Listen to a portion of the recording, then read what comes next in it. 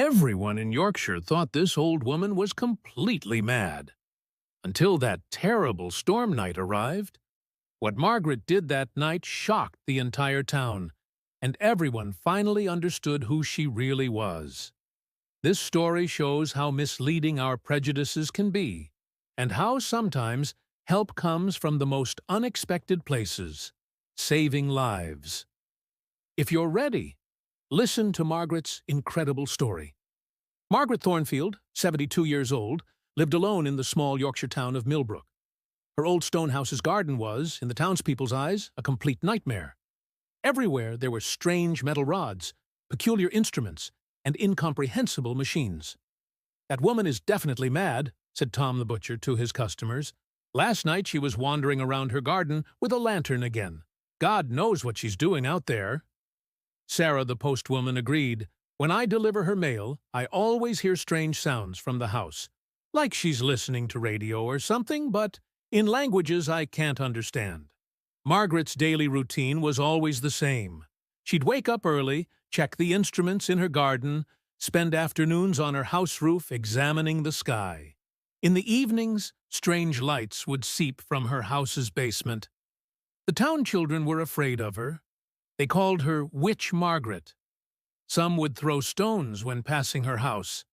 Margaret never said anything, just looked at them with sad eyes. Town council member Richard Blackwood was fed up with Margaret.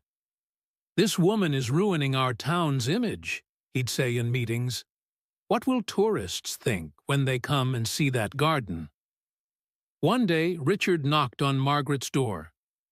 "Mrs. Thornfield, this garden situation is no longer acceptable. Either you remove this nonsense, or the council will intervene." Margaret listened quietly.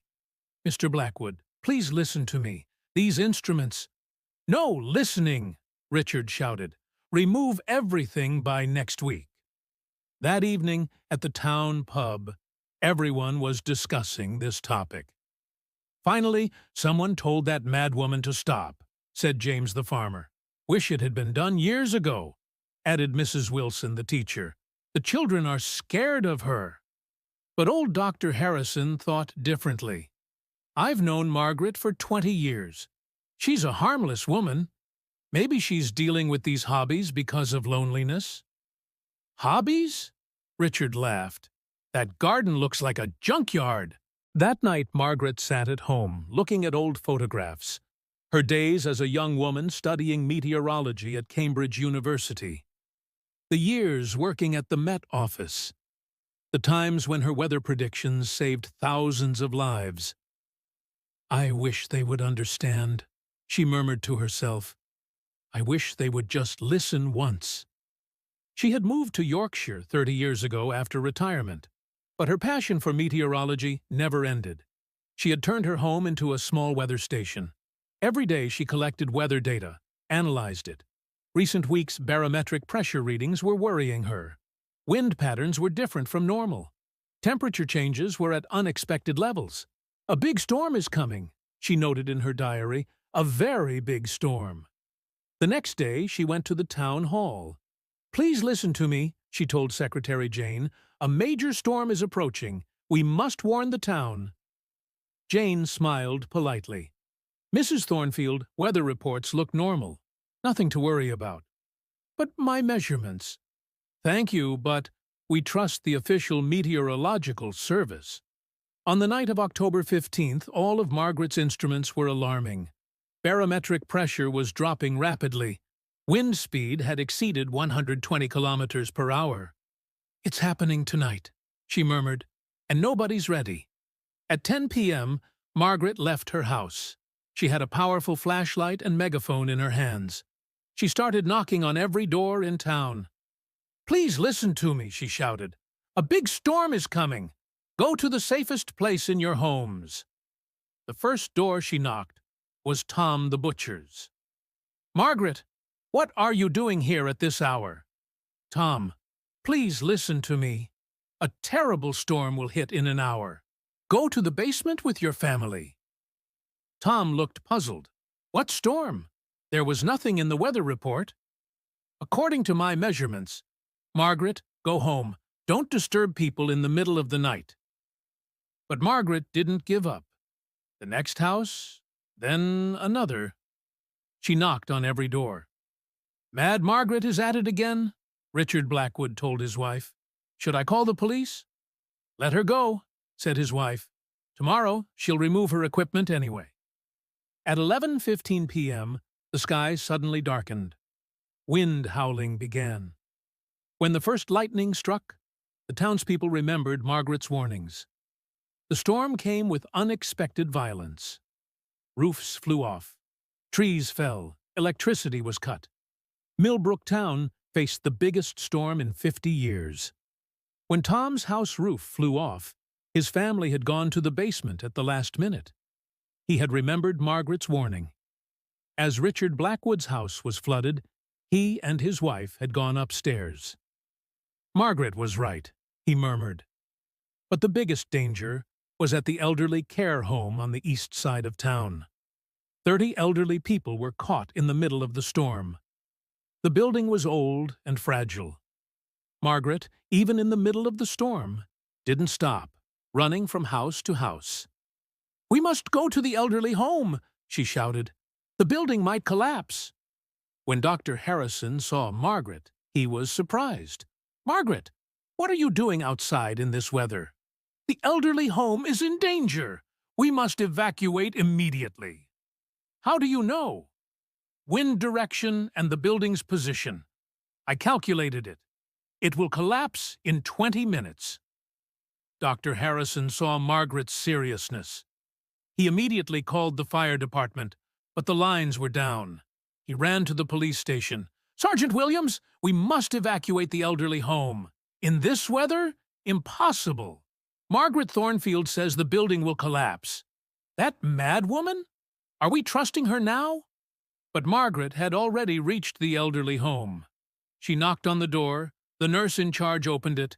"Mrs. Thornfield, at this hour, evacuate everyone immediately. The building will collapse." "What are you saying?" Margaret went inside. 30 elderly people were waiting in fear. Some were crying. "Please listen to me," Margaret said loudly. "I'm a meteorology expert.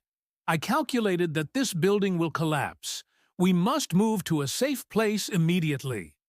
One of the elderly, 85-year-old Albert, recognized Margaret. Aren't you Margaret Thornfield from Cambridge, the former Met Office expert?" Margaret was surprised. "Do you know me?" "Of course. In 1985, thanks to your predictions, we were saved from flood disaster. You're a legendary meteorology expert." Following Albert's words, other elderly people began to remember Margaret. She was the famous meteorology expert they had seen on television.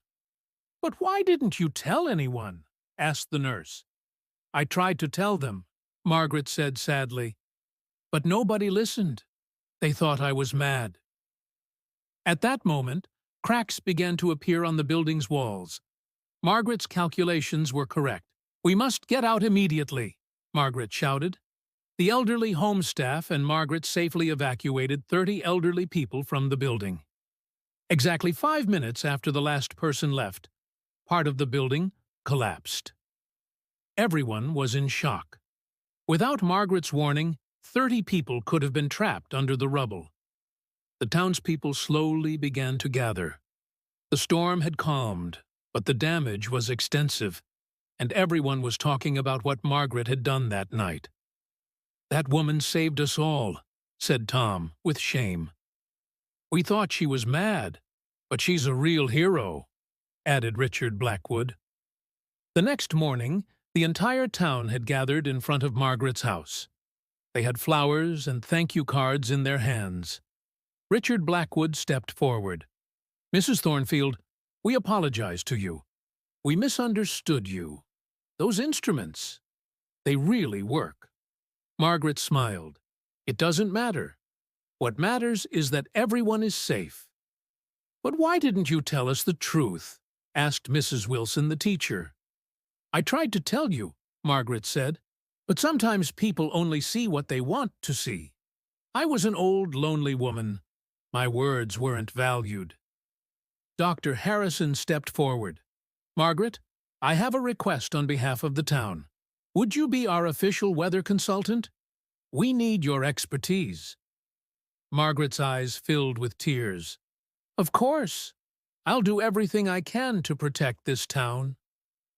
From that day on, Margaret became one of the town's most respected people. The instruments in her garden were no longer seen as the mad woman's nonsense, but as technology protecting the town. And Margaret smiled every evening while checking weather data, because now there were people who listened to her, who valued her. This story teaches us an important lesson. We shouldn't judge people by their appearance, age, or differences. Sometimes help from the most unexpected places can save our lives. Like Margaret, there might be people around us whose value we don't recognize. Giving them a chance, listening to them, might be the best decision for us.